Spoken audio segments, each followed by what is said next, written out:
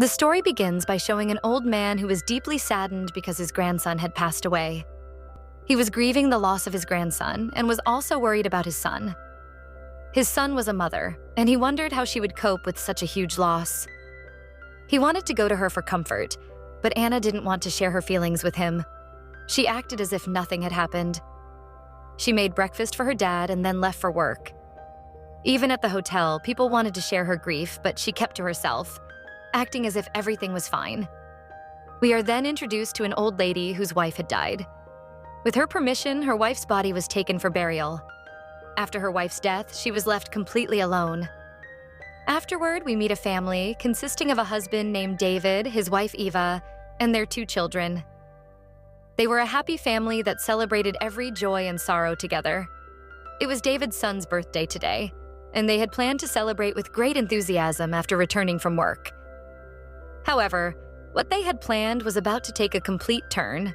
Their car meets with an accident, and Eva dies on the spot. Her death deeply shocks the whole family, leaving them devastated. David, who was still in the hospital, couldn't shake off the grief. Suddenly, we hear a loud sound, so loud that it made the ears of living people burst. At the same time, all the lights around the world flickered. Birds flew away from the area, and where Anna was working, the ceiling fan fell. But luckily, Anna survived. Anna's grandparents, who were mourning their grandson at his grave, also heard the sound and fainted.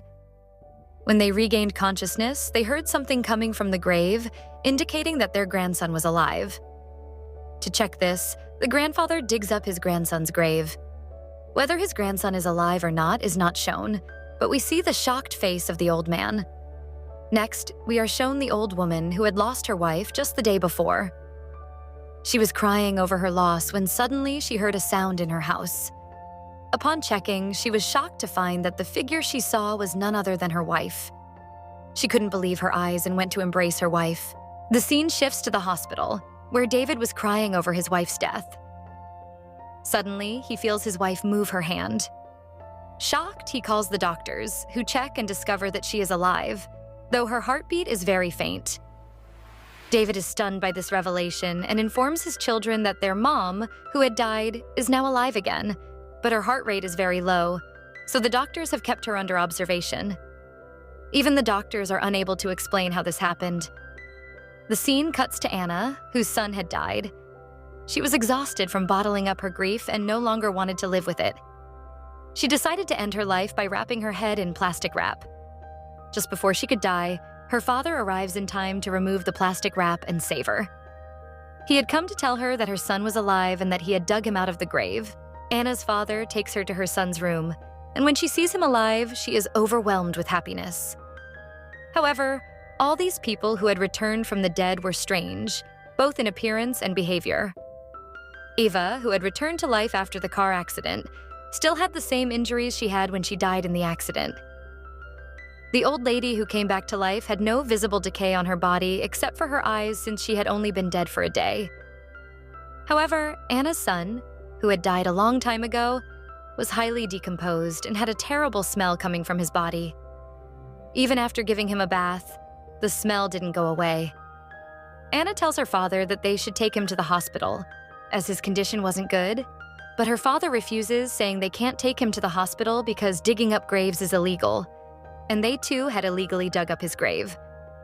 Her father worries that if the doctors find out that these dead people have come back to life, they will use them as part of some experiment.